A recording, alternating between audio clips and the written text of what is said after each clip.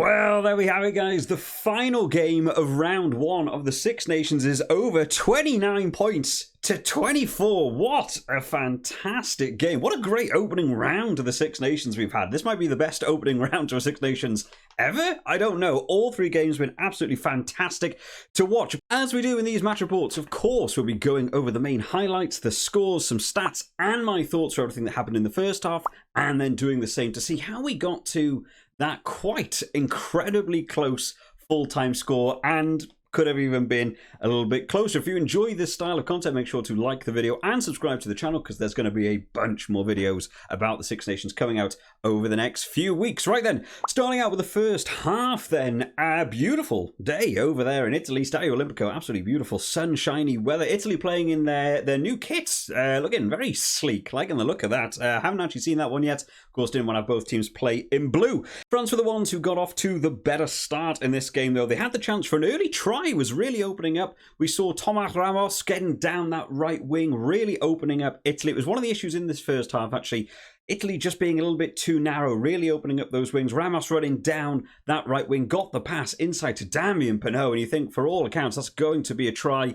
Ball dropped, though, on the pass. Real shame for them. Didn't manage to get over that whitewash, but they only had to wait a few minutes later for Flamand to get his try. The opening try of the game from quite a poor kick from Stephen Varney. No one really supporting them in the ruck today. Stephen Varney doing a lot of kicks today, and I don't think a very high percentage of them went very well for him. Flamand did get a superb charge, and then he's a very tall guy, got his hands up in the air, charged that one down, picked up the ball, ran 20 metres to get the ball over that try line, and converted by Ramos. 7-0 to France in the opening 5 minutes, and you sort of think, hopefully, it's not going to end up being a bit of a cascading waterfall of points, but the Italy defence for that opening 10 minutes was pretty good. Not necessarily in terms of their tackling. I think by the end of the first half especially, we get to the mid-20s in the amount of tackles missed, which is quite a lot for an opening half of a game, but positioning defensively rise, France were having to work pretty hard in order to gain metres. I did think Italy were playing extremely well. The set piece was holding quite strong for the opening 10. The scrum looked pretty solid. Driving mauls weren't really going anywhere. And it was actually Italy who struck back on the scoreboard next through the boot of Tommaso Allan, who had such a great game today. A couple of kicks, which we'll get onto later on in terms of kicks missed and what that could have meant for this game. But this one came from Antonio not releasing in a penalty, and he kicked that one over to bring it back to 7 points to 3. It did look like the kickoff, though, from that went completely wrong for them, as we saw Charles Olivon getting over for his disallowed try.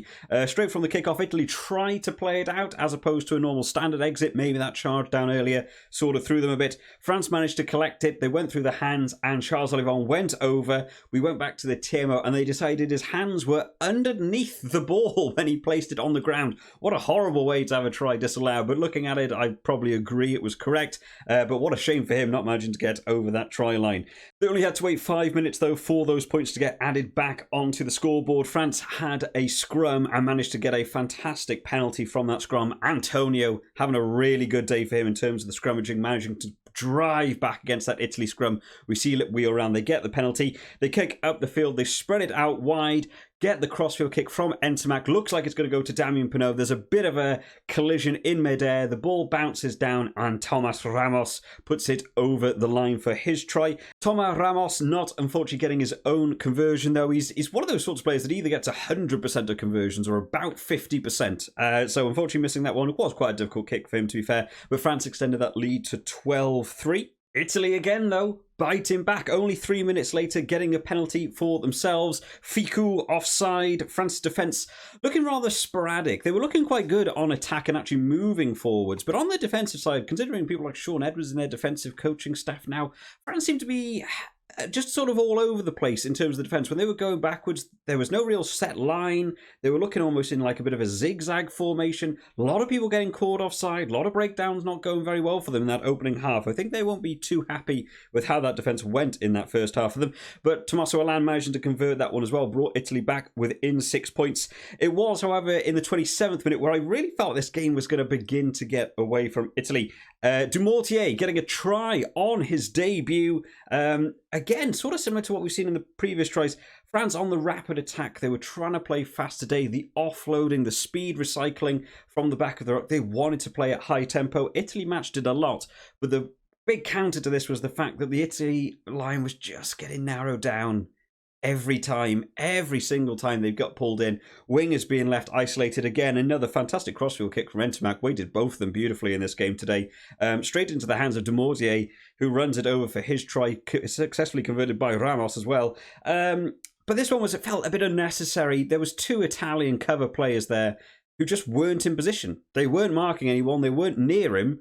They just sort of stood by and watched him go. Pretty poor positioning by them, but a nice try for him on his debut. Welcome addition to the France team. Italy, though, were the ones to finish the half off strong. First of all, started out with another penalty. The penalty count rising for France in this first half. By about half hour, there was 2 penalties for Italy, 5 for France. We spoke about that in the Ireland-Wales game. Teams now wanted to keep that penalty count down. The discipline from France pretty poor today. This one came from Aldrit having hands going beyond the ball in the ruck. The Italians kicked to the 5-metre line, went for that driving maul. France hold the driving maul pretty well. Went out the back, they go the other way, and Capuzzo goes in the corner, getting a try for himself. Such a fantastic player, World Breakthrough Player of the Year, but now still keeping it, expectations are high, but he's managing it very well. Conversion was missed, very difficult, right from the corner from Tommy Allen, unfortunately, but Italy managed to pull it back to 19 points to 11. So only 8 points down now. They're slowly clawing their way back. And then more penalties come their way. France penalties towards the end of this first half. Really bad. 2 penalties on the bounce. France giving away just easy penalties. There was one for jumping across at the line out where the ball wasn't even thrown in. They just threw Charles Olivon across in the line out for absolutely no reason. And then another one for Valemsa going off feet as well. And that one was also converted by Alain, very close to that half-time whistle. Being the final score of the game and bringing us to that final score of 14 points to Italy, 19 points to France. And it was a lot closer than I thought. Now, there's some interesting notes here because as much as the scoreboard is in France's favour, they're getting a number of tries.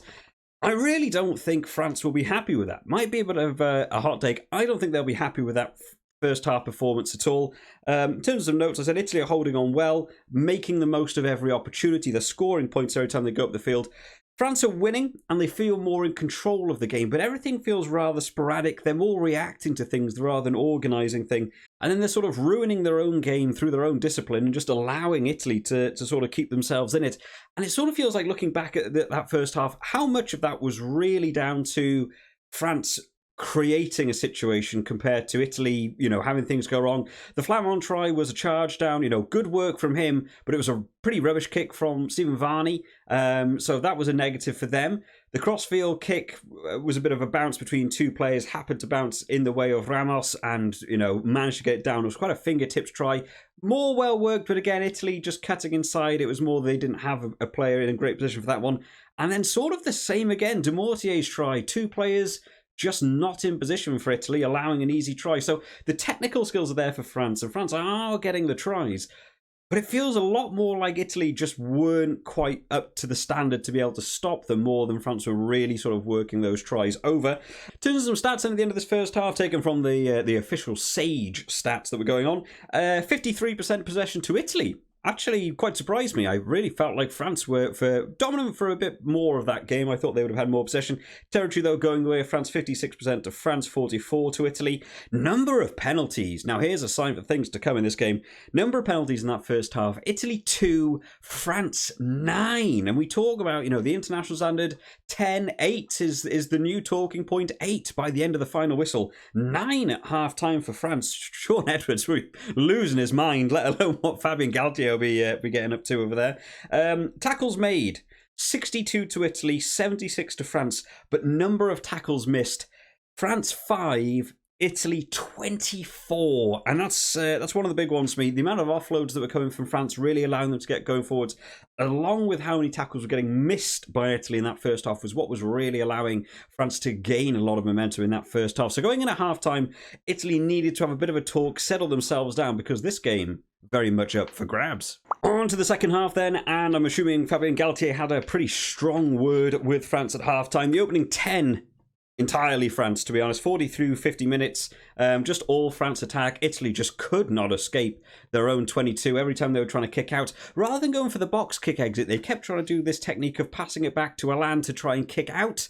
putting him under huge pressure. No one stopping people like Dupont from racing up to him, but also the amount of meters gained by the end of it was about 3 meters ahead of where the ruck was. You feel like Stephen Varney could have box kicked it much further. I'm not really sure what that technique was, but they were getting stuck there, and France kept pinning them back in until eventually a penalty did come in the 46th minute, which was converted by Ramos. That was for Italy going off feet in the ruck. So France began to extend it back out, 22 points to 14. But a bit of a turning point in this game, which an early turning point. Normally we talk about turning points at 70th minute and suddenly it switches up. This one came in the 50th minute. France have been warned at this point about the number of penalties going on, and there was a couple of penalties still going against them in this one. They got a penalty in the 50th minute. Olivon committing a high tackle, which allowed Italy to move up to a 5-meter driving maul from the halfway line, mind you. Hell of a kick. Fantastic kick to get them there. They went for the big driving maul, and then Charles Olivon dragged down the maul just before the try line, and the referee awarded both a yellow card here for Charles Olivon, but also a penalty try for Italy, which saw them come back to 21 points to 22, only 1 point down on France now. Massive comeback for them, especially in the 50th minute versus France, Six Nations champions. I personally wouldn't have expected Italy to be there, but a fantastic game from them. People normally like me to weigh in on yellow cards. I think this call's correct. I think that driving maul's going over looking at the replay. I think Olivon actually got into position fair enough, but as soon as you get abandoned by the rest of your team, you can't just drop the one dude. I feel like that, to me, had to be a yellow card. Not sure about a penalty try. Looked to me like it was going forwards, so I can understand that. I'm not sure who would have stopped it had Charles Olivon not dragged it to ground. So maybe I would lean towards the yellow card and a penalty try.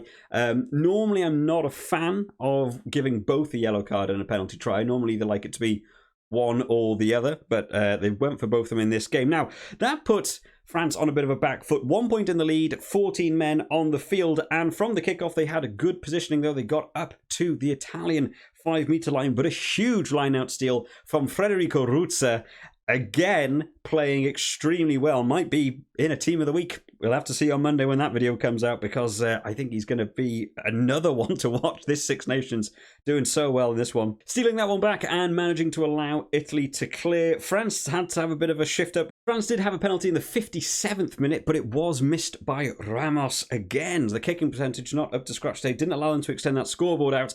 And then for the next sort of 5 minutes, we just see the game trickling towards Italy. Penalties beginning to rack up against France now. Italy did have a good one in the 60th minute. Alain took the opportunity to go for post and converted it. 24 points to 22 at 60 minutes in. Italy in the lead. And the next 5 minutes just continued. Italy just going on the all-out attack all the way up to the 65th minute. France desperately holding on. The defensive line sorted themselves out from that first half. But unfortunately, a couple of compound penalties for Italy. As soon as there was one penalty, it seemed to suddenly initiate 3 or 4 more. They went a little bit desperation mode as soon as they started getting on the back foot. Ended up with them being back on their own 5-meter line, even though they had possession the entire time, which did lead to the final try of the game coming in from Jalibert. They went for that line out. The maul stopped pretty well. They spread it out wide, though, and Jalibert cut back inside against the grain, managing to get through 3 tackles and getting his try converted by Ramos, taking France to that 29 points to 24. So close, but it was Italy who had the final crack at this game. Now, there's going to be a lot to talk about here. 72nd minute, Italy had a penalty. They went for posts, and I wasn't sure about this decision. They thought with 10 minutes left, if they could convert it over, they would be just in range. Alain's kicking has been good. He's got 4, missed 2 at this point. I would maybe have wanted them to have seen if they could have got close to that 5 meters, but they missed that kick as well. So the score remained as it was. But right towards that final 5 minutes, Italy weren't letting anything down. They went back on the offensive, made massive ground up the field. And again, penalties going in from France. An offside penalty against France allowed Italy to kick to the 22 meters. Now, that was quite a poor kick by Alain. I don't think he'd be very happy with that one. Only gained about 5 meters net gain in that kick. Certainly could have got further. I'm sure someone else could have taken it. Someone with a left foot to have got you a little bit close to that corner. They did, however, get another compound penalty from that line out, allowing them to kick again to corner, and another quite poor kick, unfortunately for them. Only see them get to about the 7 or 8 meter line as opposed to right in that 5 meter channel. They went for a big maul. France, though, hit hard with a big counter maul, got stopped, got a little bit splintered. Italy managed to go around the outside. The referee did call this one as it's the same maul, and I feel I disagreed with that one. I feel like Italy actually broke away from it and went himself, and then other people got behind him. I actually would have thought of it more as like a secondary maul or as a new tackle going off the side. He called it the same maul, and the ball was dropped. And I feel a little bit harsh here. The referee almost instantly blew this up as an unplayable ball, just as we see the Italian sort of hand the ball back to his scrum half. So the game ended on a free kick there going to France, which is how we end on that final score. But I do think France got a little bit lucky there. I really feel like Italy were on the front foot there. I think in a lot of games as well, if you see a maul collapse, there's normally 3-4 seconds where they say, use it now, team, and you wait for the ball. No, it's not going to come. Cool, free kick one way or the other. This felt very, very quick. They went to ground, he said, use it, and then just immediately blew his whistle as the ball was handing back over. I'm not entirely sure on the rules of handing the ball back from a maul as opposed to it just sort of popping out the side. But I did feel that was blown up very quickly compared to other mauls we've seen across this weekend. So France come away with a win, but 5 points in it. And how much did those missed kicks from Tommaso Alan, missing one conversion and one penalty? 5 points. Could have been a draw if it had got there. Oh, man. And had it been that, maybe they wouldn't have kicked a corner. Maybe they would have kicked a post again had they got over. Points are always the way to go, but fantastic game by Italy. Very nice to see them get their bonus point in terms of the losing bonus for keeping it within 7. France also get their bonus point that they were probably going to be hoping for from this game for scoring the 4 tries. So very well done to Italy. France, though, even with a bonus point try, I think there's a lot to work on there, especially coming up against Ireland next week. In terms of the final notes then, I just said fantastic game from Italy. So close to beating the Six Nations champions. As a Wales supporter, I am once again quite worried about this Italian team. Some of those backs, man, they just look like they're going to start opening that game up and get on the front foot, looking dangerous. Bonus point goes to France, but a lot to work on. But just finally, one little note from me here. Stephen Varney's kicking. There was a lot of opportunities in this game where Italy got on the front foot, had the momentum behind them. They made good meters. But after the second or third attempt, Stephen Varney just sort of kicked it onwards. And a bit nothing. And I kind of wish we'd seen Alessandro Fusco come on a little bit earlier. Seeing him come on seemed to actually change up the way Italy were playing. I kind of wish we'd seen him come on maybe close to that 55-60 minute marker. Feel that might have shifted up the game for Italy a little bit. Man of the match went to Dupont. He was all over the place. Of course, he's Dupont. He's going to be doing all sorts of things. I think I might have been looking at some other people though. I think Flamand had a great game. He was doing fantastic all game, played the full 80 minutes, got a couple of line-out steals, got a charge down try, tackles. I don't know how many tackles he made by the end of the game, but he was tackling all day long. I thought he had a good game. And a couple of the Italian lads sticking their hands up as well for how well they were playing to bring this game back. Final stats then. There's some interesting stats to cover here. Possession then by the end of it, 56% to Italy, 44 to France. Territory 40 to Italy, 60 to France. So the game played much more in that Italian half in the second half.